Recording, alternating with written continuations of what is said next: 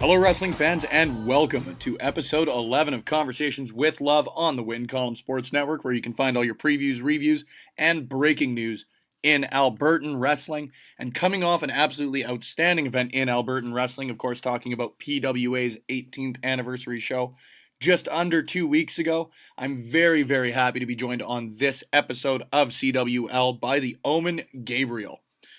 Genuinely one of the coolest wrestlers, at least in my opinion, in the Alberta independent wrestling scene. He's a veteran of the scene, going for 10 years plus. It actually is something we touch on a little bit in the interview. And coming off a hugely successful match, in my opinion, against Ring of Honor television champion Jeff Cobb, who of course made his appearance at PWA 18. There's not much more I can say about it. It was an outstanding interview. Gabriel is a hell of a guy for an undead vampire. So after this quick word from Chris Parrish and Maniac, the Sounds of Struggle co-hosts, we'll have my interview with the Omen Gabriel on the Win Column Sports Network, proudly sponsored by Beercade YEG.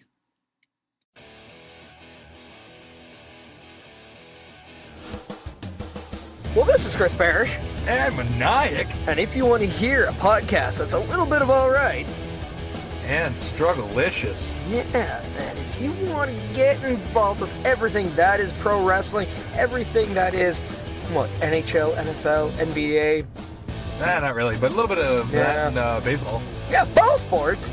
Ball sports! Then come to Backbreaker Media, which is a division of Win Column Sports Network, and listen to the Sounds of Struggle. Sounds of Struggle! And let me tell you this, if you're not into the Sounds of Struggle, then guess what? We don't care, because we only like the people that listen to us. That's true. And that, listen to that! We're out of time! so on top of that, we say later, bitches.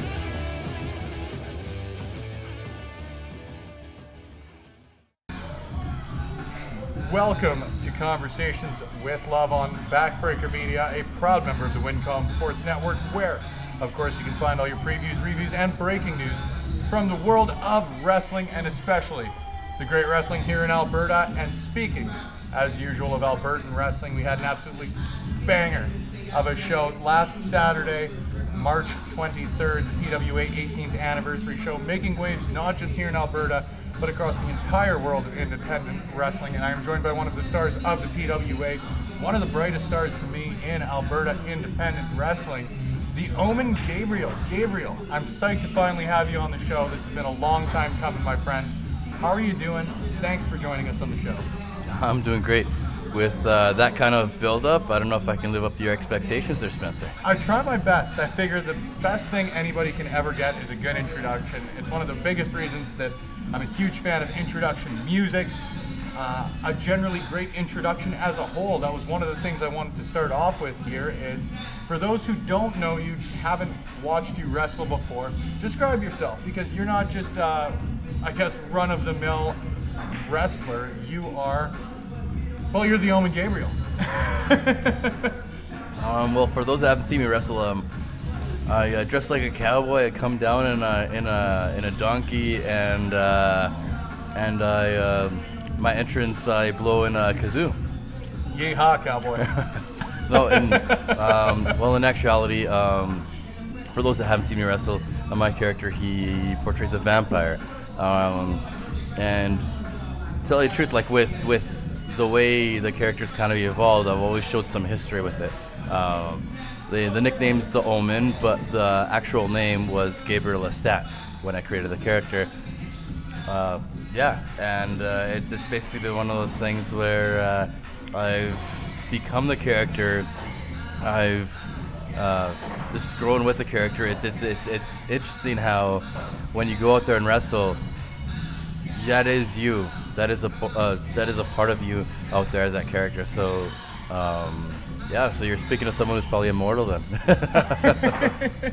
Well, yourself and this podcast will long outlive me. We wanted to start off with great introductions because you have sort of entered the latest phase of the Omen Gabriel. You debuted a new entrance at PWA Fruition. It was cool as shit. First of all, I know that Andres and a couple of the other guys, what video game did you take sort of the intro from? Oh, two things. I know you're a big gamer. So when when I came up with the idea of I wanted a really cool intro, I'll be honest, after watching Wrestle Kingdom, seeing Kenny Omega, another Canadian. He's from Winnipeg, you idiot. He is. Oh, that's not part of Canada, is it? Actually, they don't even have an airport. That is one of my favorite cities, and you were a liar because I've flown there many times. He had a really cool intro video where it was just 8-bit, or like it was like a Nintendo type style.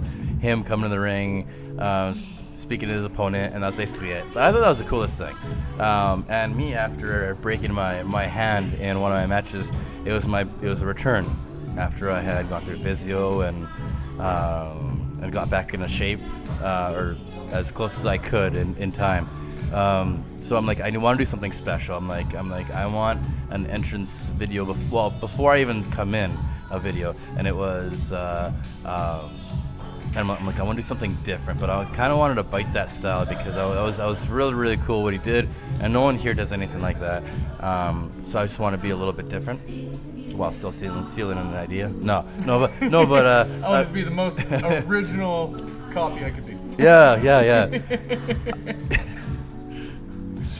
Anyway, so I came up to a few of my friends who are video game developers here in Edmonton, and because knowing Edmonton is a huge hotspot for a lot of people don't know video game development, with people working here from BioWare, Blizzard, EA, it goes on. It's unreal.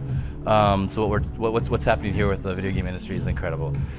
So with the contacts I had, I seen if I asked around, seeing if anybody could help me, and I had one person who doesn't work for any of the larger companies, so he's not under contract, which means if he did this for me, it wouldn't belong to the company. It actually belongs to him and I.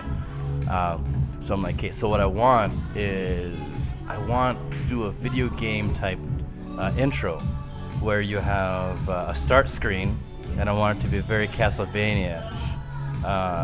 And I want it to sit there for a while so that people can turn their heads and be like, what's going on here? And then a little weird start noise, whatever you wanted to do for a video game. And then it'd be me eventually going into the castle or wherever, just basically into Dracula's domain, where he'd basically be like, what the hell are you doing here? And I'd be like, well, I'm in search for immortality. The script was a little bit better than how I'm describing it now. But yeah, then he bites me, and my character, shows his strength. He's strong now. And then when that ends, my entrance music hits, and then I come home. So it was like nice little build up. So the two games that I really wanted to go off of was the start screen was going to be more of a Castlevania type feel, and it was. He pulled it off very well. And then the rest was going to be very eerie, kind of like the feel that you get from playing Friday the 13th, the Nintendo version. When you go inside the houses, has very uncomfortable feel to it. Kind of like you're alone, and it's a really neat feel, but still two-dimensional, cheesy, and just amazing. Like I was going for that cheesy feel too, right? Like sorry. And and he pulled it off excellent. Really, really cool. And the music we chose was Moonlight Sonata, a specific version of it, which is really cool. Just the way it kind of kicks in as soon as he goes to bite my character. It's really, really cool. He did an excellent job, and I look forward to having him do stuff for me in the future too. Crowd loved it, man. I absolutely loved it. Why do you think there's so much crossover between the gaming community and wrestling? I'm not sure there really is. It seems there is more and more lately. Maybe it is just stuff like Kenny Omega or Xavier Woods doing his up, down, down, but it does seem like more and more often lately you're seeing a bit more crossover. Maybe it's just... I think that's more the nerdiness of the actual wrestler themselves, because again, you're talking about the New Day, who are some of the biggest nerds out there. It's fantastic. And then you've got Kenny Omega. That's clearly his idea, because that guy's so creative and silly. Like him doing the move like Hadouken back in the, he used to do the fireball back in a few years ago. It's like and with him doing the Terminator theme before hitting the ropes and jumping to the outside, I think it's more than the individual themselves, right? So they can come up with these really creative things, just like the character, right? Your character is all is all your imagination. Of course, the promoter is the one telling you how far you can go with it, but should be totally an extension of yourself. And I think these neat ideas, it's the character trying to reach out, and they hopefully can find the context to get things done, kind of like what Kenny Omega did, what the New Day have done. Yeah. What do you think drew you to being more of a gimmick wrestler than, when I said at the start that you're not a traditional wrestler in the sense that a lot of individuals now just come out, they want to be the best wrestler, stick their flag in that and go and wrestle a match, whereas yourself, like you said, you're an undead, immortal vampire. You come out with an entrance like that. You're the only wrestler who even does something in the PWA where they simply turn the lights off and try and create a show like that around it. What drove you to sort of make it more character-based while still obviously being a great in-ring wrestler? Well, it's one of those things where it used to drive me nuts seeing people come out to their names and just their names, and there's nothing to it. I found that so generic, and it drove me nuts. One of the things that bothers me the most is seeing someone come out there with no gimmick, no character at all. They were just a pair of shorts, name. Not even a nickname. It's just they come out themselves. There's nothing to them, and some guys have made that successful, like Randy Orton and stuff like that. But seeing too much of that really drove me nuts. I'm like, get creative with the guys, like people remember Ultimate Warrior, people remember Hulk Hogan, people remember Bret the Hitman Hart, The Undertaker. The list goes on. Those guys are the guys that are remembered, and a lot of that's their character, or like whether someone's out there wearing all pink and sunglasses and comes with a leather jacket, or you have someone coming out to very eerie music, there's smoke in the ground, lights are out, and then he walks out with an urn, and a guy that just has a really high-pitched voice. But you know what, that to me, that just adds to the experience of the show, right? Again, it's a show. It's athleticism. It's a sport as well as a show, and why not just add to all of that? And the whole vampire thing, I remember when I was talking to Kurt, the CEO for PWA, he was the first guy that actually gave me a chance to change my gimmick up from what it used to be, and he's like, well, what do you want to do? And I'm like, I've got a few ideas. I don't know, I could come up with a guitar case, kind of like in Desperado, the movie Desperado, and I was gonna say, you're gonna be the next Elias, right? Yeah, but like, and I guess the first Elias. I guess, yeah, it would have been beforehand, right? So that ass bit my style. No, but it was, yeah. So I'm like, it could be more like a Latin Lover type thing. And I even had gear made for that, just in case that's what I wanted. Like, I have a pair of leather pants, like a rose that kind of goes up the side and whatever. I'm like, or, I could do a vampire thing. And he was actually like, well, which one do you want to do? I'm like, I really want to do the vampire thing. And he was supportive, but very much against it. It was one of those things where I really had to kind of convince him and talk him into it. But I think it's because he wanted to see that there's an actual vision for it, not just, oh, we're going to get a vampire. It's like, he's watched out for his company, right? He doesn't want to make you all cheesy and hokey. Well, and there's a reason that the PWA is as great as it is. It's because they hold a high standard. Yeah, and I could talk, because I remember this, I was working a day job, and during my lunch hour I was talking to him, and I'm just basically describing him like, this is kind of what I want to do, this is why I want to do it. And he eventually went for it, but it was one of those things where it wasn't something I thought overnight.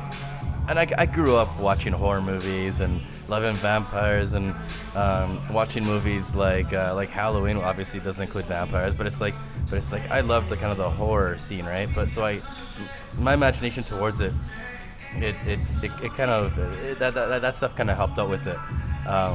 Like later on, like I actually, when I had left PWA for another company and I turned heel, my character was actually based off of Pinhead from from Hellraiser. So I watched all those movies. I watched I learned his characteristics. I studied him. I even watched the movies that just you never even knew existed. No one else wanted to ever watch. I didn't even want to watch them afterwards. I'm like, there's a reason why this didn't make the theaters. But it was one of those. 17. But I loved that character. I loved the idea of like the Cenobites and everything. But I loved the way he was soulless. He just looked you straight in the eye. And back then, my eyes were completely black. You couldn't see anything. And I remember when I was in the PW locker room back then, guys would be like, "I can't even look at you. It's like it looks like you don't have a soul." And I'm like, "Well, maybe that's what I was going for." Yeah, maybe that's the point. But back then I was a face. So when I went to another company and turned heel, it was one of those things where it just made it so much easier, and it allowed me to really creep people out. Like I did a lot of really crazy stuff. I remember wrapping someone in the body bag, picking up what it wasn't necessarily a body bag. What it was a whole bunch of like a huge sheet of plastic. I wrapped them in it, rolled them in it. A worked body bag is still a body bag. Well, I taped around his neck and I taped around the legs, so he was in there like he was like I was a mobster and I was hiding a body in a carpet. And so I picked him up, I exited with him, basically killed off a character, who was back a few months later, oddly enough. I don't know how he survived. Was it The Undertaker? No. And he didn't come back as a zombie or a vampire or anything. It was actually quite disappointing. Or a guy riding a motorcycle? I even did the mistake of crucifying someone. I put them on a cross that was hidden under the ring after the match. And, I remember having to explain to a kid in the crowd later on because, you don't want to... especially with that person coming from a South American, very Catholic background, explaining to them what they've seen, because really trying to downplay it and make it seem like it wasn't as serious as it was, because you want them coming back, even though I'm healed. That's the wrong type of heat where I want these people. I want the mother of this child to still be buying the tickets, because or else I want to shock people, but I still want there to be a crowd, right? And 2 less seats are 2 empty seats, right? Exactly. Yeah, so like the character has evolved quite a lot, and I will tell you, I'm very grateful for Kurt for giving me the chance to give this character a chance, because with what I was doing before, it was like anywhere I get booked anywhere, I'm like, hey, I want to do this. Idea is like, yeah, but we seen you do this and we want you to do this. I'm like, great. I'm grateful for the opportunity, but it's like, man, I was so sick of it. I just want to do something else. And and the years have gone with this character, and it's nothing but changing the character. Always do something different, doing something new. Once I think things are starting to get stale a little bit, I can change it up.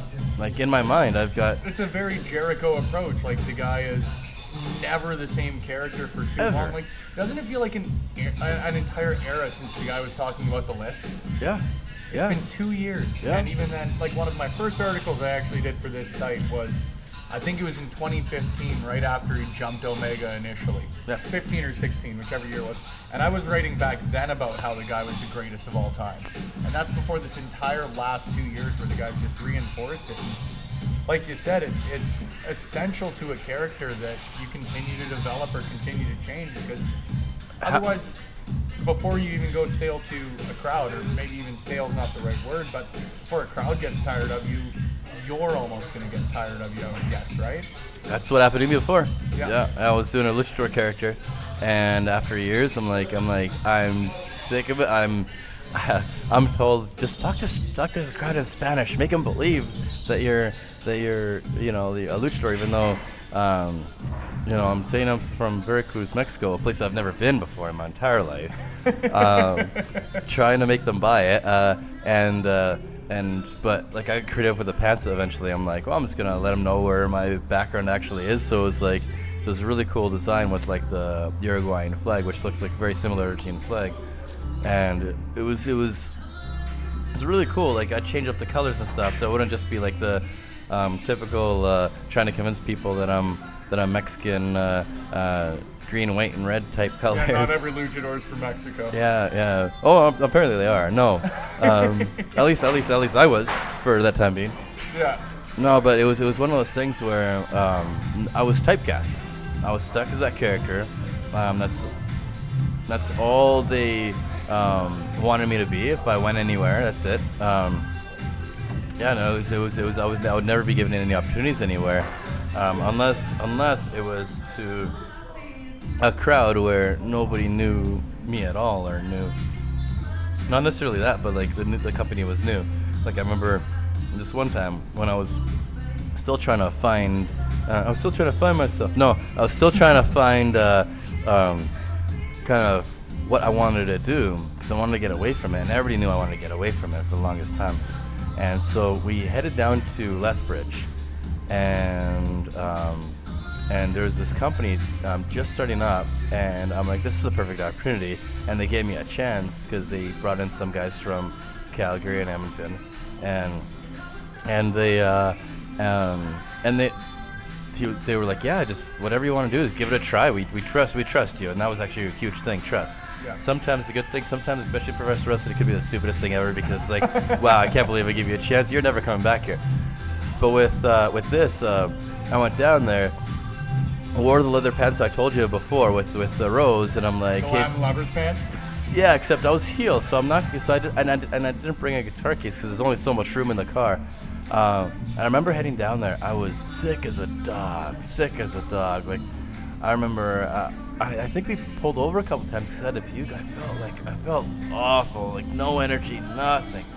And so we go there, and the change room is actually this small little kitchen inside this Legion, a small little kitchen. And there was a potato. I'm like, I know what I'm gonna be. And I was wrestling William Saint at the time, and he's like, what do you mean? I'm like, I'm gonna be from Spain, and my name is gonna be Don Juan Santorum. For all of you that don't know what the word Santorum means, I really suggest you look up the word Santorum. Just Google it. Look up the definition. It's one of the most hilarious things ever. Anyways, so Don Juan Santorum was gonna be, I think, own the third largest potato plantation in Spain. And why potato plantation? Because I seen a random potato sitting there, and I wanted to use it. So yeah, we're there, and there's this huge potato just sitting in the kitchen. So they announced me from Spain as Don Juan Santorum, and I went out there, and I'm holding this potato in my hand, and I'm telling everybody that I'm Don Juan Santorum. I own the third largest potato plantation in toda España. And I go out there. We wrestle in this boxing ring. And for those that don't know boxing rings, there's absolutely no give. So you don't want to be landing hard in these things, because it's basically like landing on cement. There's no give at all. At least in wrestling rings, there's a little bit of give. It allows us to, continue on our careers for a good while. Continue doing this more than one time. But a reminder, it's not a trampoline. Just wanted to see it out there. So him and I start wrestling, and later on, the referee I think he got distracted or maybe took a ref bump, but he was out of it. And I grabbed this potato, and the funniest thing ever, someone's like, "Watch out! He's got a potato!" I think I eventually ended up waffling with it, stuffing it in my pants, like where my junk is, and pinning him for the 3 count. That was such a hilarious thing, hearing, "Watch out! He's got a potato!" I can't wait for the sign at the next PWA show. Yeah, and then walking out there with looking like I got a huge erection, with this potato in my pants. With the referee not knowing why, but maybe I was too excited. I was excited because I won. That's what it was. I was very happy to be wrestling that evening. Yeah. Or maybe I landed really hard in the ring, and I got priapism. For those that don't know what that is, you should look it up too. Actually, no, that's more of a downer. Just look up Santorum. Terrible. Fantastic, but terrible. The one thing I do want to ask you really, really quickly before we do take a break here, Talk about your time wrestling heel outside of the Prairie Wrestling Alliance. I've never personally seen you wrestle heel in the PWA. Have you? Yes. Okay, so for being a heel, like I said, I studied Pinhead from Hellraiser. It was a lot of fun getting people to absolutely hate me. Going out there beating the sun out of people, doing things that normally you wouldn't expect me to do with the character I am now. I remember beating someone to absolute pulp in the next show, reading their eulogy. It's something you get really creative with, really dark, especially with this character. I had an absolute blast doing it, just like I do having a face. It's like as long as you're creative with it and you can have fun with it, you can find new ways to make them hate you. Yeah, absolutely. Do you think you could play heel with the character you've got right now? Oh, absolutely. That's just no doubt in my mind. The question is, would I want to? I don't know. It's one of those things where I'm really happy the way things are going right now. The fans right now love me. They get behind me, and it's really good to see. But again, it's two things. It's what keeps things fresh and business, because what's best for PWA, what's also best for myself. And right now, maybe this is maintaining this route, but always with the new character change. That's one of the things that'll keep me fresh, right? And right now, I think good for PWA the way I am. Couldn't agree more with you, man. Well, we're going to take a quick break here on this week's edition of Conversations with Love. When we come back, as mentioned, man, you were part of the wonderful, terrific, fantastic 18th anniversary show at NAPE over the past weekend. I guess 2 weeks ago, as of the point of this podcast was released, to put a little bit of a timestamp on it. So we're going to talk about that, your match with Jeff Cobb, and then we're going to dive a little deeper into the origins of the Omen Gabriel on this week's Conversations with Love on the Win Column Sports Network. The following advertisement is sponsored by Beercade YEG. Hello, you are listening to a commercial for the podcast Over the Top Rope, the flagship podcast of the Win Column Sports Network, as well as a proud member of Backbreaker Media. Again, this podcast is sponsored by Beercade YEG. You can find us pretty well anywhere that podcasts are played, including on the iTunes, Podbean, the Google Play, SoundCloud, and on wincolumnsports.ca for all your previews, reviews, and breaking news from the world of professional wrestling. Tune in every Friday on Backbreaker Media, a member of Win Column Sports.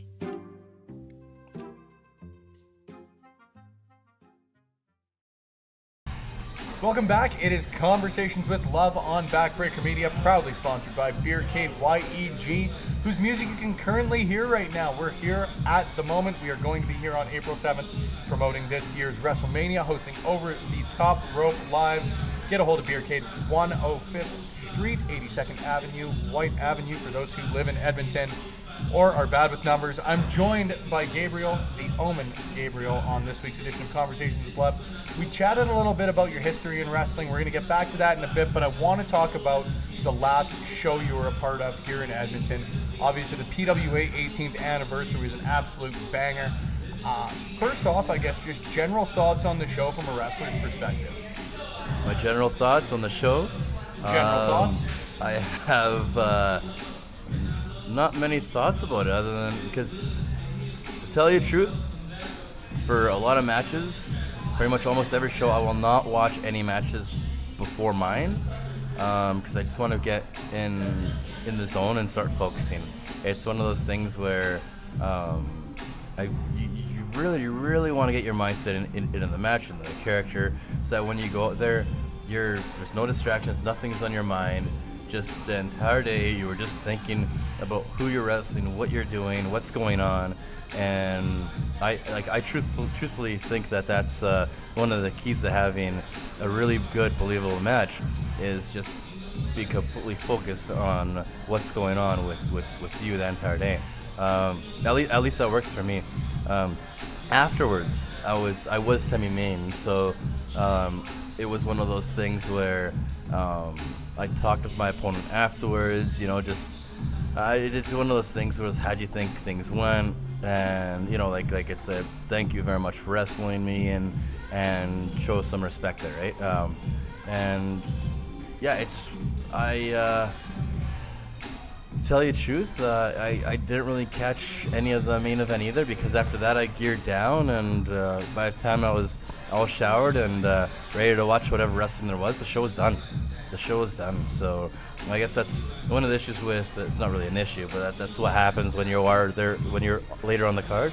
If you're earlier on the card, you have your match, you meet with your opponent, debrief if you need, and then gear down, and the rest of the day is yours. I didn't get that opportunity. Not that I'm complaining at all. I'm very grateful for the spot, for the position I was given, and hopefully I didn't do anybody bad there, and I didn't let anybody, any of the fans down, because they were pretty hot. But it's like one of those things where, I went there, I did my job. Unfortunately, because of it, I wasn't able to watch the rest of the show, which I heard went very well, especially for that main event, which has been catching wildfire. It's been great. I also can't, about the show, I can't be more grateful for the fans. We had over 600 people at the show. Which is nuts. Like, to me, and I've been lucky enough to come to your last few shows at Nate, to me that was the biggest crowd there I've seen. And nothing on the other crowds there, but that was at the very least, for me, the best crowd you guys have had in a long, long time. The crowd was hot. They were great. A lot of it is also the venue. Like, when we go to the other venue, we tend to have about like 300-400 people, which is still a lot for average shows, right? Even if it's a little bit less than that, it's still a lot. I'm sure we've all been on shows as wrestlers that have had 15, 20 people in the crowd, and PWA 1,500 people in the crowd. Yeah, right? that's what I small shows. I know those are the ones where you're Selling like, better than some really, Monday Night yeah. Raws. Do we really need to do this today? No, it's just one of those things where the crowd was absolutely incredible, and I'm so grateful. I always, in my mind, at the very least, I'm very grateful for the crowd, and like just how much support, whether you're heel or face and they cheer or boo you, it's just, they're spending money to go see you, and honestly, it really does warm you up inside, especially for someone like me with cold blood. Yeah. We'll talk about your match here in a little bit, obviously, because I want to ask you a lot about it. You wrestled Jeff Cobb for the Ring of Honor World Television Championship. But first of all, I want to get your thoughts. You mentioned the main event has just been absolutely blowing up. You're very familiar with all four guys who were in there. So just your general thoughts on Sheik Shabazz, Brandon Van Danielson, Michael Richard Blais, and the PWA original Marquee. I have no thoughts. No, and this has been this week's edition of Conversation. It was wonderful. Thank you for having me. No, in actuality, all those guys they're just absolutely incredible wrestlers. They're really good. They all have something special to bring to the ring, to each show and each match, and to have them all thrown in together. That's just, I knew that was going to be magic. 100%. That's exactly what I was going to say, is like they all bring something so very, very unique to it. Yeah, and I still remember when, for example, BVD and MRB were thrown in as a tag team as the Western Lions. It was one of those things where I'm like, hey, they're both very good wrestlers, but they're both so different. But you know what, though? They mesh so well together, so well, and then you got Marky, who's been with PWA from the very, very beginning. Literally the first show, wasn't he? Yeah. He was a ref or something, I think I saw on Twitter. Yeah, he's been there from the very, very beginning, and yeah, he's had his highlights with PWA, so it's one of those things where it's home to him. And then you got Sheik. And Sheik, he's just, especially in the last couple of years, 2 or 3 years, just completely improved. and each show just keeps getting better and better.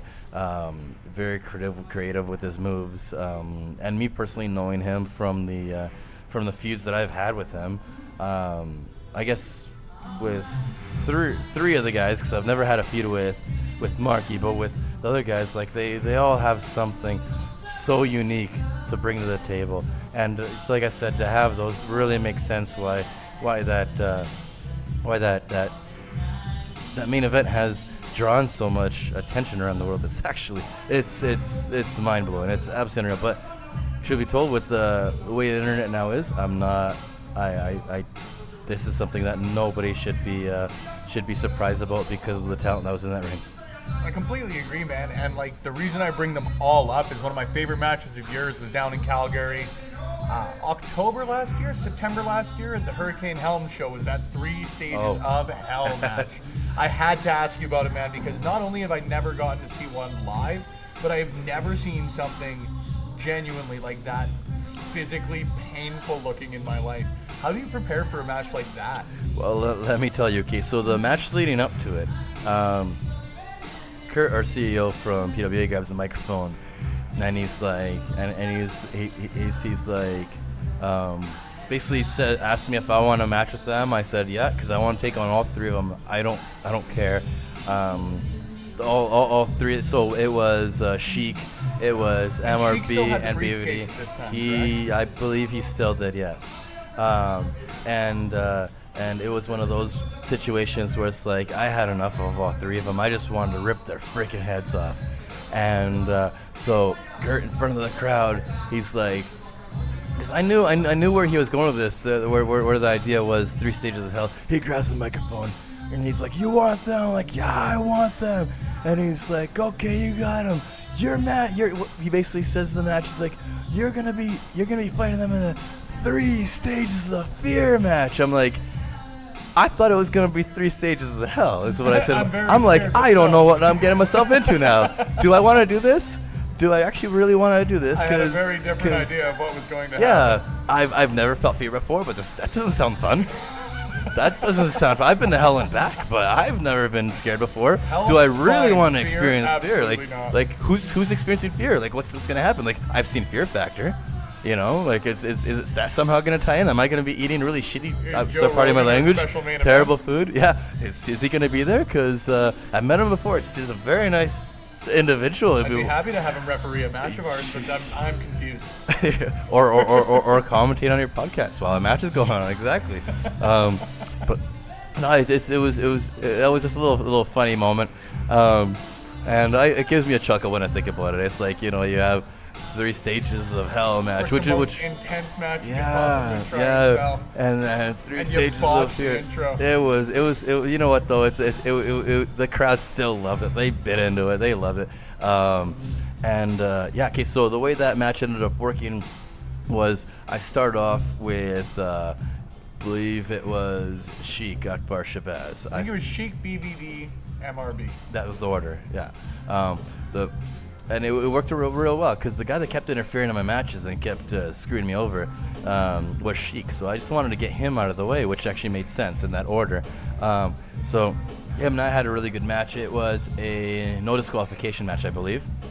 And so while the other 2 are handcuffed to the entrance, they just watch. That's all they can do is really just watch. And then after I went through Sheik, it was right after that. It was BVD's turn. So I go on BVD, last man standing match with one of the toughest guys, if not the toughest guy in PWA. And we kicked the snot out of each other. And then when I'd gone through him, it was the mouthpiece of the group, and that was MRB. So it was the one everybody wanted. It's like the you know, the Millennium Rebels, how they have that mouthpiece. It's like the smaller guy, the Chihuahua, just barking. People got their different elements to them. Yeah, but he's different reasons you want to kick their ass. It's like that one that with the very loud, high-pitched voice, he's barking, but then he'll hide behind the pit bull. which is BBD, which he wouldn't really do that, but it's like you get that impression. It's the analogy to it. Yeah, you get that impression with them. So at the end, it's like they want me to kick the snot out of the guy that just won't stop yapping and yapping, the little dog that just won't stop barking. Not that you want to kick the ass of a dog at all, but it's one of those things where it's like they wanted me to get to him, and that's in the end that's just what happened. We ripped that ring apart. I remember that ring was actually the ring was genuinely ripped apart. Yeah, and that was probably an hour-long match. It was a very, very good match. You guys took up the entire second half of the show. Yeah, we had to. It was that big of a show. It's a lot to riding on our shoulders, especially because that was a big blow off to that huge angle, and we had to make it the biggest thing ever. And all I was thinking was like, man, Shane Helms is back there. He might be watching this match. He'd be like, look at these freaking backyarders over here. Just this is what they do. Like, come on, guys, your bodies won't take another 2 years of wrestling. You guys aren't even wrestlers. This is even wrestling.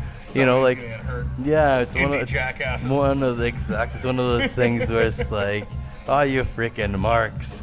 Oh man, you speak of that, like obviously the Spanish fly heard round the world, to go back to the PWA 18th show. I had one guy comment on it, and he said something along the lines of, well, actually, you know what? First of all, the funniest thing I saw was I read a comment that said, this is why Candice LeRae is the greatest in the world. So there you go, MRB. And I saw a comment, and it was some asshole. He just says, and they probably got paid $10 and a double cheesburger for it. It's like, well, no. No, there's two cheeseburgers. That's part of the deal. That's a contract we signed. With the both of them. Yeah. Do it for one cheeseburger. That's just silly. You're stupid. Do it for 2 cheeseburgers. Sucker. You get 2 patties as well, but you also get all the accoutrements. Exactly. Which makes the meal worth it. Right. See, you understand wrestling. Thank you. I try my best. I commentate on it. I can't physically do it. That's why I'm on this side of the mic, my friend. Speaking of the 18th anniversary, I have to ask you, you wrestled Jeff Cobb, as mentioned, for the Ring of Honor World Television Championship. The first thing I want to ask you about it, you mentioned earlier you wrestled him 10 years ago. What was that like? Okay, so that was, it's funny because we were wrestling in Calgary, scheduled a show. At that time I had my tag team partner called Evan Adams, and we were actually, it's funny because I had left PWA. This is under the luchador gimmick named Eclipse, and I had left PWA, and then when I came, what was it? I think this is actually my first run with PWA. It was my first run with PWA. I came in as luchador character. It was a throw together tag team match. Me with this guy that I've never met before, Evan Adams, and we go in, and I think we won the belts on the first show, the tag belts, and I'm like, wow, that was way too easy. This is not supposed to be happening, but cool. I'll hold this up gladly. Him and I, we were, I think we beat in that match. I think it was Bobby Sharp and Scott Lee Crew, who were a very well-known tag team. And we locked out with a victory. Actually, won the belts off them. I believe that's who we worked. So then, as we were defending these belts, this one show in Calgary, we were told, okay, so these 2 guys from Hawaii. One's named Mark Anarchy, and the other one is named Jeff Cobb. They're in town. They wanna be on the show, and they're pretty good wrestlers, so we're gonna throw them in with you guys. I'm like, that sounds cool. Yeah, sure, why not, right? It's really cool just meeting new people, anyways, and working new people from around everywhere. I'm like, by all means, please. So we ended up having this match, and this was, again, I was a luchador character. We had a pretty decent match. He ended up doing this thing. He had this move. Jeff Cobb was always a strong guy. I remember he picked me up, and then he does this backflip, like a moonsault, while holding you, and he basically lands on you. Unfortunately, this time he landed on his head when he did it to me. And as we land, he whispers to me, "Are you okay?" I'm like, "Am I okay?" You landed, yeah. Mr. Jeff Cobb. But you know what? that shows what kind of person he is, though, because like he's that much of a professional, even back then, where he looked out for the well-being of the person he was wrestling, because you know the whole thing. I want to wrestle tomorrow. You want to wrestle tomorrow. Let's take care of each other, and that's clearly what he was like back then too. So I actually had just forgot all about that up until about 2 or 3 weeks ago when Sheikh Akbar Shabazz was talking to me. He's like, "Do you remember when he landed on his head and he asked you if you were okay?" I actually forgot all about it till he mentioned it, and yeah, and it was a very funny moment, but it was one of those where it really shows the character of a person, and there's a reason why he is where he is now. Now going into that, I remember we had each other on Facebook, and it was like since then, and then we honestly haven't spoken since until leading up to the show. So he pretty much forgot who I was, but with me, I like to keep track of the wrestlers that I can that have wrestled. So seeing him go from Hawaii, where he posted on Facebook saying he's going to the mainland, and then he wrestles for PWG, ends up on Lucha Underground, ROH, watch him New Japan. It's like, it's been unreal seeing him. And you know what?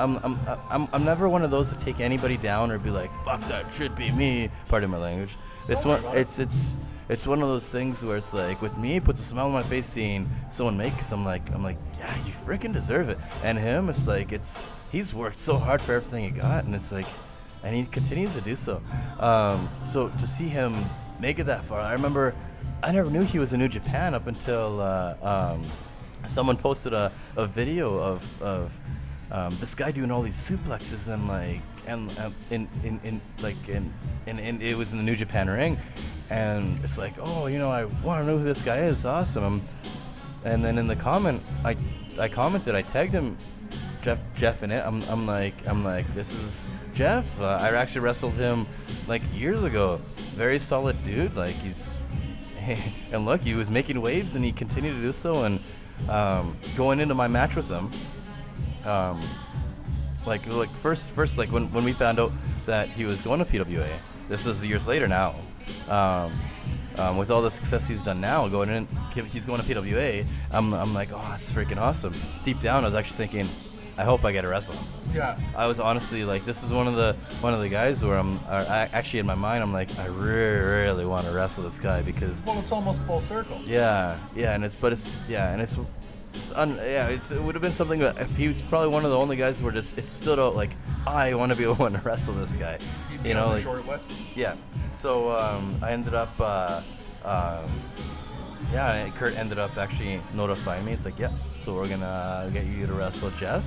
Are you okay with that? I'm like, 100%, absolutely 100%. So as soon as I found out, I'm sorry, I had to win my match first. So I won my match to get the. Can't believe Kurt knew in advance you're gonna win that. Yeah, you know what? He goes to a psychic, I believe. I think it's like once every 3 days. There's actually one about 7 or 8 blocks down this way. That's not the one he goes. No, he's gone there before. That's not. No, he's the psychic. See, that's why I've had no luck. The psychic that he goes to said if he went to that one, he would have a future of bad luck. So he trusts the one he's with. That's why I never got to wrestle Jeff Cobb. That's exactly why. Yeah, you know, you went to the wrong one. Yep. See, this is the lessons we learn. Thank you very much. I'm going to be the most informed podcaster out there. Yes. Plus, I think that psychic owes us both like $4 for putting her over here. Yeah. So yeah. Anyways, Jeff Cobb. So he, so with Jeff, he, I shot him a message. I'm like, hey man, like, turns out I'm the one you're wrestling on. Like when you come to Edmonton, I'm like, honestly, I'm looking forward to welcoming you back to Alberta, because it's been a very long time. And I was actually being very sincere. It wasn't me marking up being like, oh man, cool, yeah, I got to wrestle. Yeah, it was actually like even though we haven't spoken since, I honestly consider pretty much everybody, this is my personality, I consider everybody a friend. Absolutely. So I was like, yeah, this is freaking cool. I actually get to wrestle one of my friends that I haven't wrestled in like 10 years. It's been a long time. This is actually really neat. So I send him messages, and then he responds with a whole bunch of emojis. My phone doesn't get emojis, so I just see a whole bunch of these little boxes and aliens. Like the little X's in that? Yeah. So I'm like, that's cool. Because I was actually going to be like,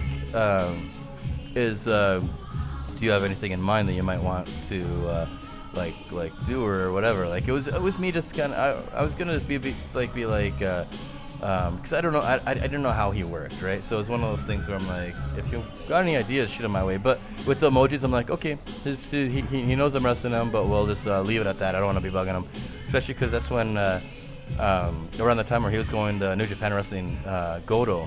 You know, so it's like he's got a full schedule. So at the same time, I really don't want to be bugging somebody, right? 'Cause it's gonna, be that annoying thing. It's like, oh man, so I'm wrestling this guy, keeps bugging me. Not that I don't want to be that at all, right? I don't like being an inconvenience to anybody. So yeah, so I just I just left it at that. But then at the same time, I completely overthought it because I'm like, man, this guy, he's wrestling for the company, everybody should want to wrestle for. Everybody should want to wrestle for. So it's like, yeah. But so I watched his matches. I studied a lot of his matches going into it. And I never realized the guys this guy's wrestled against, some of them are just incredible. I watched his match with him and Ricochet. His match with Will Ospreay. His match at one of the WrestleCons with Ishii.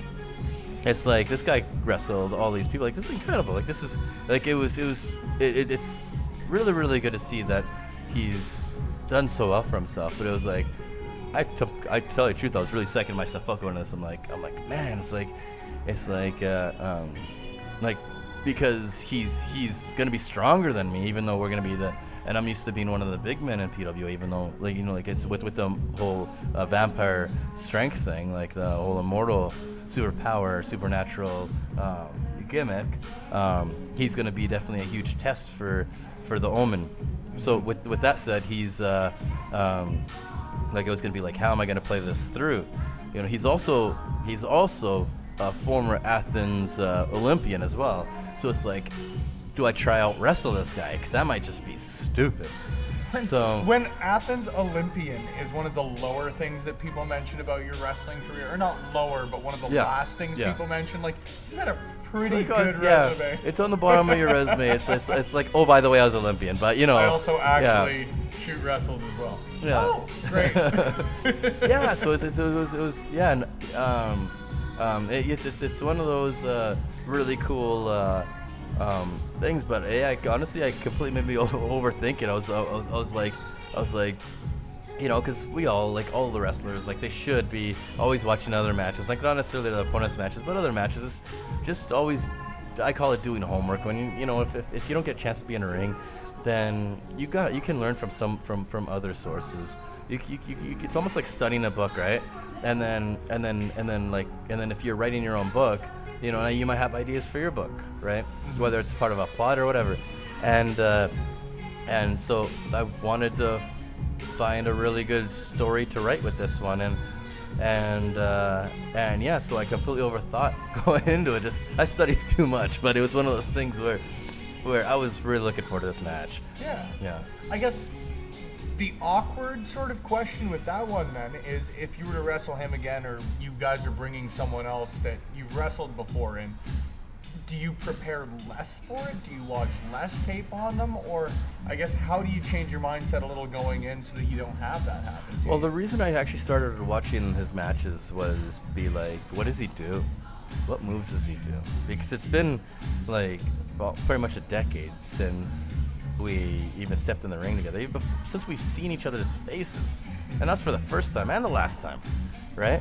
So I really wanted to see what he did, so that way, if he mentions, okay, I'm going to do this move, I don't have to ask, what is that? It's I'm totally prepared, and that's actually why I started watching his matches, was so that way I can familiarize with what he does. That way I can get more creative with it, and then I watched.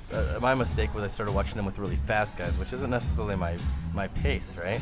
Yeah. And then so I'm like, oh geez, but again, there was certain parts of me that really psyched myself out going into this, because again, it's one of those things where it's like every wrestler should want to be where he is and where he's going, because this guy, he's got a good future ahead of him, and but he's worked so hard for every little bit of it, How old is he offhand?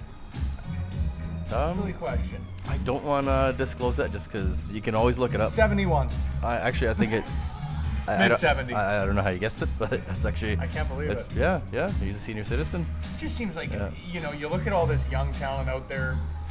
The way I'm going with it is there's so many young talents out there, and when you look at like a Pete Dunne or a Tyler Bate, and I know he's not a 19-year-old guy, but you also look at talents like a Samoa Joe or a Finn Balor, sort of not older wrestlers, but wrestlers later in their careers, and it's pretty cool that, like, even as a guy who you wrestled a decade ago, he's still a guy that we can sit there and talk about what a bright future he's got in wrestling, you know?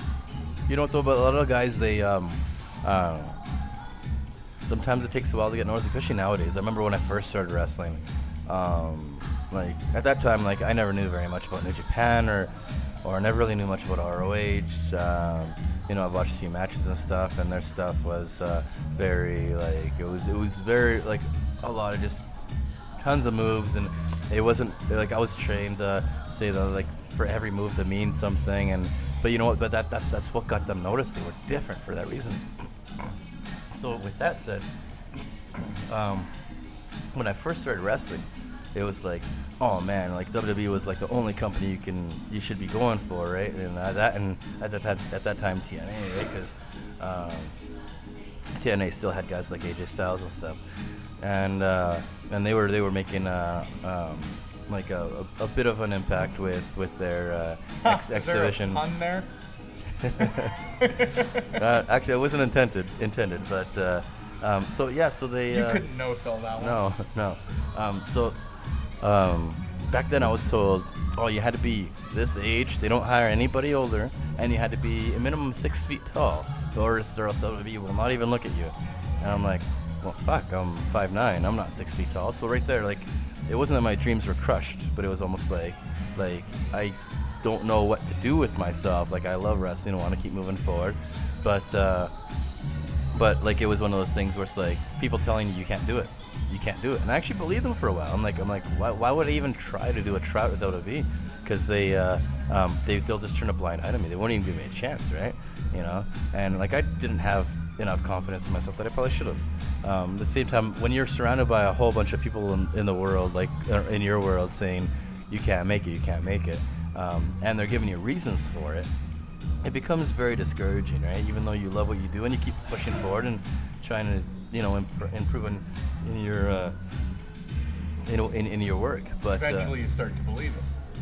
Well, it was actually one of those things I believed. And you know what? At that time, it was probably true, because they were only hiring, like, this is like when Batista was popular. They were hiring just really big guys, and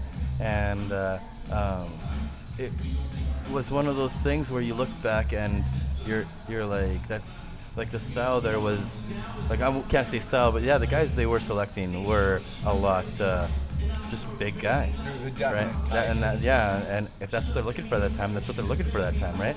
It's like a band, they're looking for a guitarist. They're not going to be looking at... doesn't matter how good a drummer you are. Yeah, right? You know, or how good you are on the cowbell. They're going to just ignore you. There's always a need for more cowbell. But you know what? When you've already got 5 people playing cowbell in your band, do you really need a 6th? But maybe.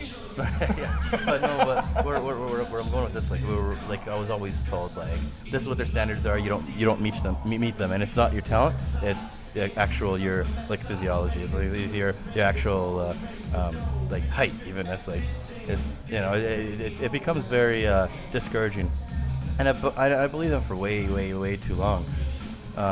So we still tried doing things. Like, I remember.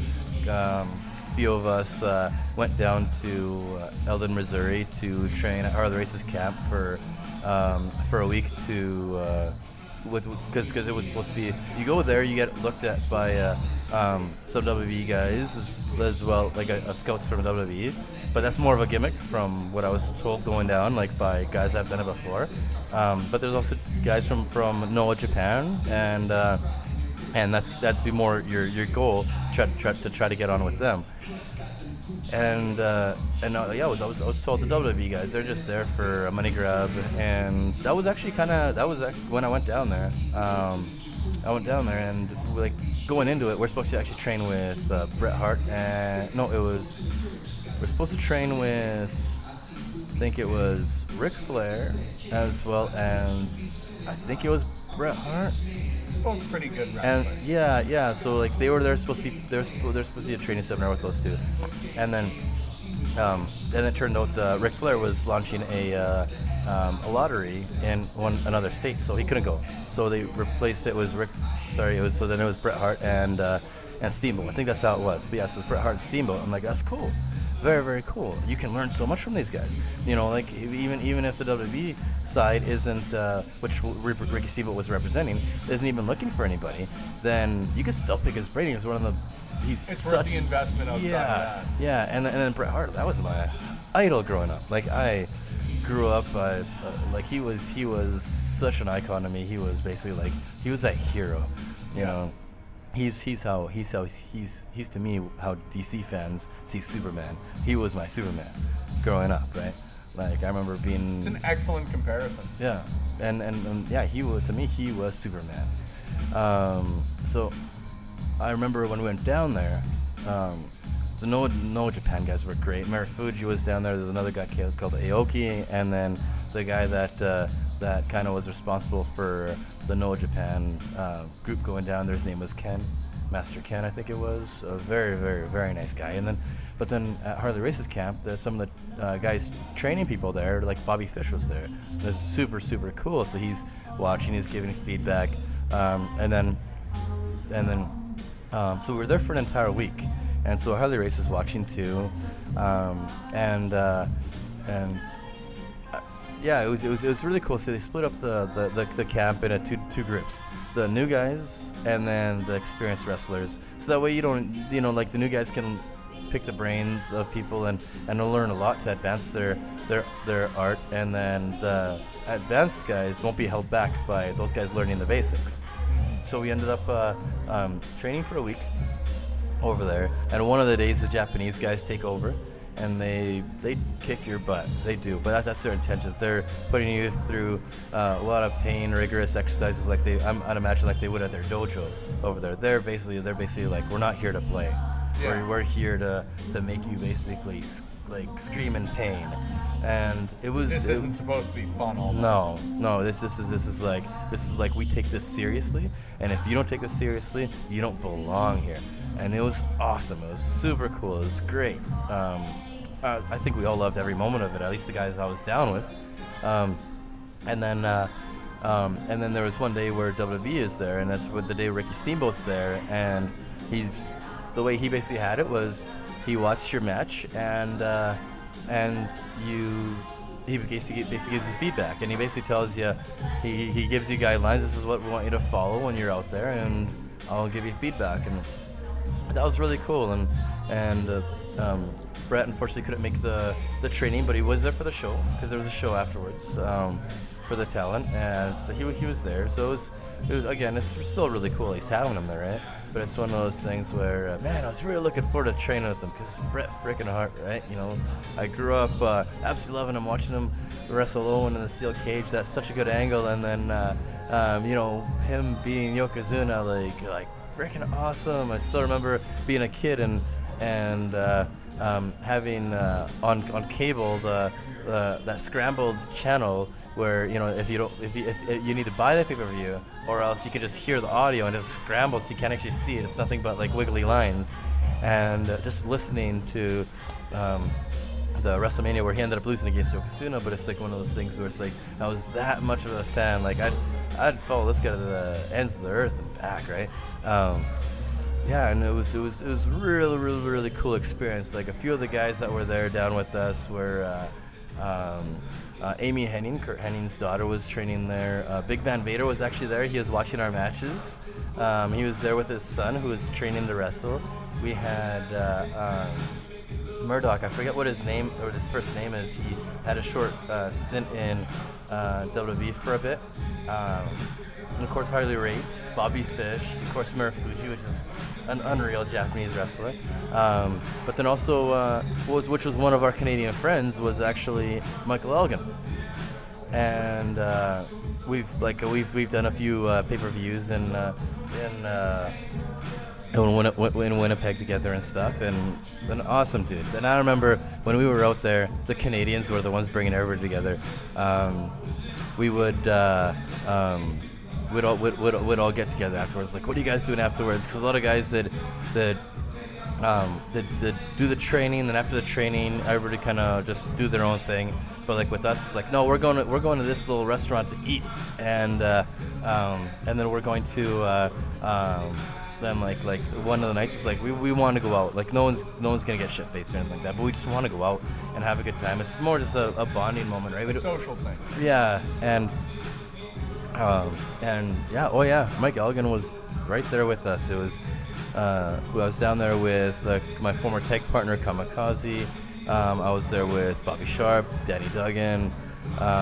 So good group of us down there, and like there was like literally legends of the Alberta independence scene. Yeah, and it was one of those things where we all got together so well. It's like we just wanted other people to come join us, and Mike Elgin was one of those where he was just like us. He was like back then he was just one of the boys along with us, and seeing where he is now, he's another one that's huge, like a huge impact in Japan. They know him as Big Mike, and it's like just again another guy where like I haven't spoken to him in a very very very long time, but like that puts a smile on my face seeing how well he's done. But he's done so much for himself, and it was funny because when he wrestled in front of Steamboat told him his advice was like, man, you're just too 80s. And he comes to the back, and because his character, he grunts, he makes noises, makes everything larger than life. When he hits somebody, he's a big guy, you know. He comes to the back, comes to us. He's like, man, he said I'm too 80s. He made his fucking name for himself in the 80s, you know. But then you know what? But one thing I will say, like, he clearly wasn't reaching just for WWE. He was reaching for New Japan, so he knew not to change his character, how he wrestled, because he knew like he's standing out. Places are booking him all over the States and Canada. So he knew not to change. I'm actually glad he never took that advice, because if he downplayed anything, he might not be where he is today. Maybe he would be because he's a great wrestler, but it's like if you watch him now, he's still just makes all these noises when he slams people. You know, it makes it be like, this guy's a bull. Love him as a quote unquote like a throwback wrestler. Yeah, but he's like a freaking bull. You go in there, this bull's gonna grunt, make noises, but you know he's gonna freaking hit you hard, right? And it's one of those things where I'm glad he never held back, because look where he is now. Because I've seen wrestlers. There was one wrestler that he went to another Canadian city and did a tryout for one of the larger independent companies in the States. Like, it was just one of those representatives came down, and it was like a tryout, and they told him, you wrestle too much like Chris Benoit, and no one's gonna book you if you wrestle like him, because you're very aggressive. But we see that in you, and it's like, especially with what ended up happening, no one's gonna book you on a big show. I think wrestlers and wrestling fans are pretty cognizant of the separation. I'm trying to word it carefully, but people are very cognizant of the separation between that act and the fact that Benoit himself was a great professional wrestler. Yeah, and I think people appreciate that. And again, like he could be like, you know what, I took my wrestling style from Dynamite Kid. Say that because Benoit was basically another Dynamite Kid, right? You know, so it's like, cause that's who he grew up watching, right? So it's one of those things where he changed the way he wrestled, and in my mind, I loved the way he wrestled before, and then that completely changed him, and to me that made him not stand out as much, right? He had to find totally different ways to reinvent himself, and I'm like, man, deep down I was thinking, why would you do that when you got something good going, man? You're so aggressive, you're showing these moves look freaking awesome, but of course he was trying to make it. He was listening to someone tell him you need to change. The thing is, if you listen to too much of that, because you know who you are, if you listen to too much of that, then you won't do things like Mike Elgin is doing right now, right? Look where he is right now. He's freaking killing it over there. He's killing it, you know. And it's one of those things, like if I hadn't listened to the advice, this isn't what WWE's looking for right now. But like since then, people have proved that wrong, right? That's why they have all these shorter guys. That's why they have 205 Live. That's why they have a whole bunch of smaller guys that aren't freaking huge, like that are headlining all these pay-per-views. Or I mean, even you look at it now, like Drew McIntyre, and I'm going off the top of my head, but he's the only NXT champion you could say is a big guy. Yeah.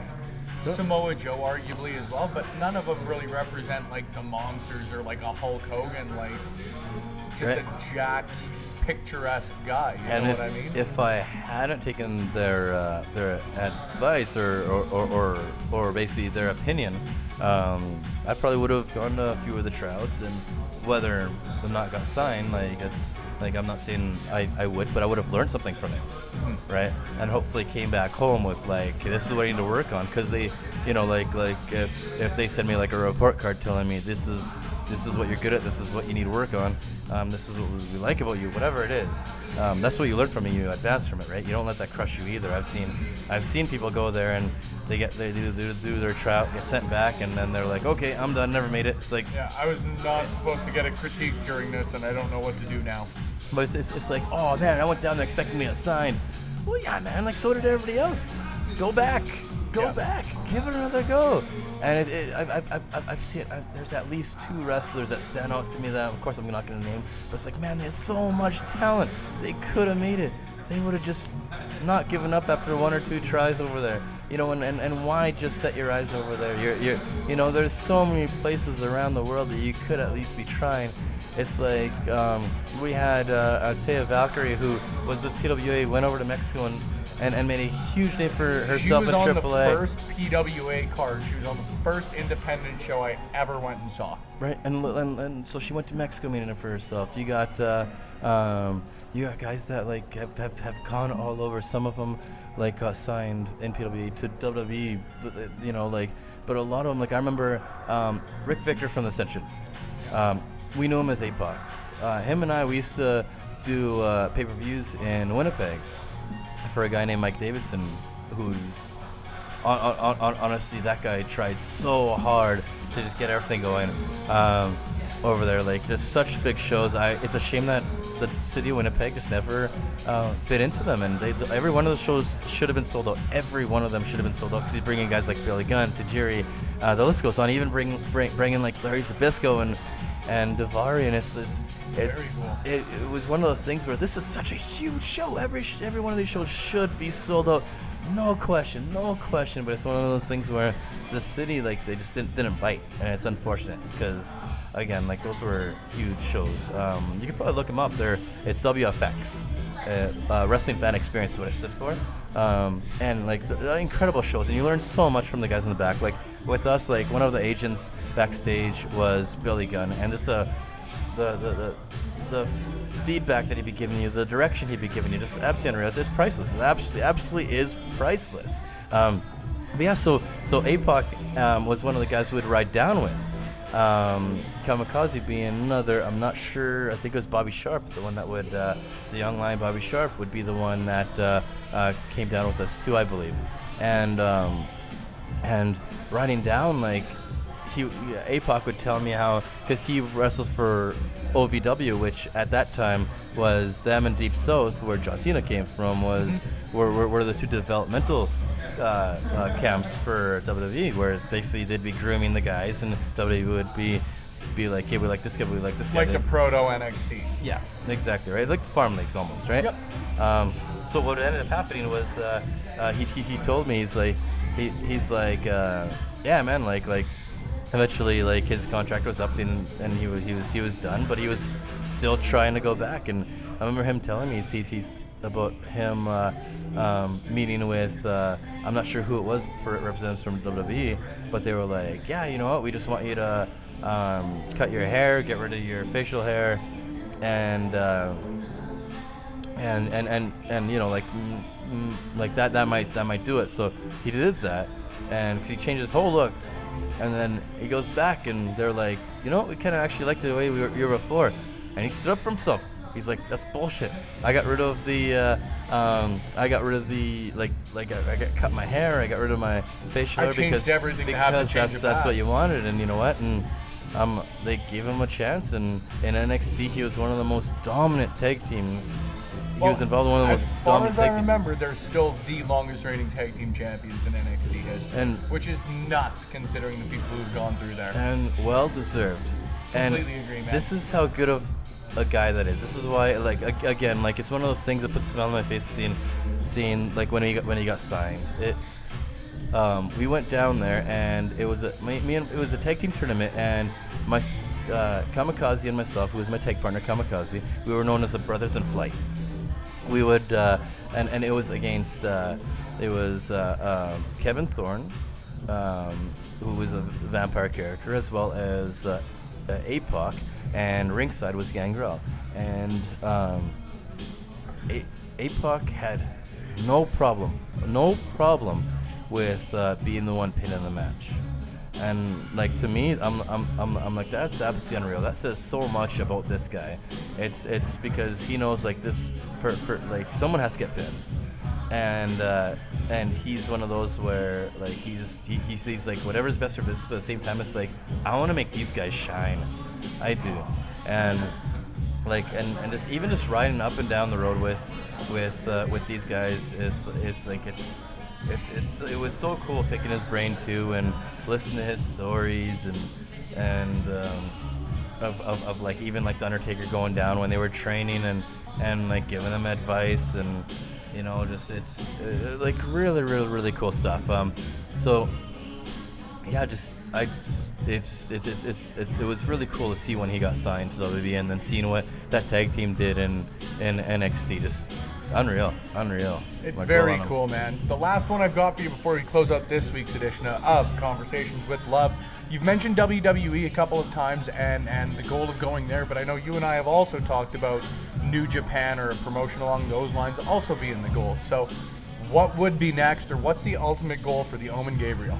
Let me tell you. Let me tell you something. You know something. When I was told I was wrestling, that I was going to be the one wrestling Jeff Cobb, what I popped in my head was what I said earlier. This guy is wrestling for the company everybody should want to work for. So, like, it's just that, to me, is again, obviously it's one of the largest companies in the world, but that's to me, that is an ultimate goal. Like, that's a destination everybody should have, whether they end up in WWE, whether they end up wrestling for Impact, whether it's ROH or CMLL, AAA, the list goes on. There's so many good wrestling companies where every should have the goals on. But man, New Japan is like, it's like, if you watch their shows, it's like there's so many good wrestlers, so much talent out there, and they give Westerners a chance to, you know. Oh, and now with AEW opening up, like, there's so many opportunities, and I really hope the best workers out there that haven't been noticed to really go out there and just try, and don't listen to the, oh, you have to be a minimum this age, you have to be this height, or they won't hire you. But fuck that. Seriously, fuck that. I listen to that for way too much. The ones that want to make it out there, freaking go and get it. I'm one of those guys where I want to do the same. That held me back for too long, listening to these guys, these devils in your ear telling you, you know, nah, man, you ain't gonna make it. You're not gonna make it. No, honestly, like, just go out there. MRB is an example. It's like he's one of those guys where last Saturday at that show, he had Cody Rhodes put him over, basically saying this is one of the top free agents out there, which I've never ever seen anyone at that level do ever. And then Will Ospreay make comment, and now he's booked on spring break. It's like this guy's making waves. Why? Because he's not letting. He's made his appearance in NXT. He's made his appearance in Raw, 205 Live, and he's never been like came back and been like, well, they didn't sign me, so I guess I'm calling that a career. Fuck that. No, man. He's still making waves, and he's pushing, and look what's happening. This is the result of that. He's getting noticed. I hope to see him sign WWE. I hope to see him on ROH. I hope to see him in in AEW. Like, man, this guy and everybody out there that has a freaking heart for it. Like, I want everybody to make it. I want them to fucking go for it. Don't listen to those guys telling you what your limitations are, because your limitations, there are none. You're limitless. It's endless. Like, the possibilities of what you can do. You can create these waves, and I plan on doing that myself, and I hope everybody out there who has a freaking heart for it can do the same. I genuinely couldn't close it out any better myself. Gabriel, the Omen, I cannot thank you enough for appearing on this week's edition. You won't find a guy with more passion for the industry. I genuinely recommend that if you are in the Calgary area, you get out there to the Cedar Brae Community Center. I know that you can pick up your tickets from Kurt Sorokin, the CEO, the founder of the PWA. Check out PWA's social media. I know they've got them all over there. They're very, very good to their fans.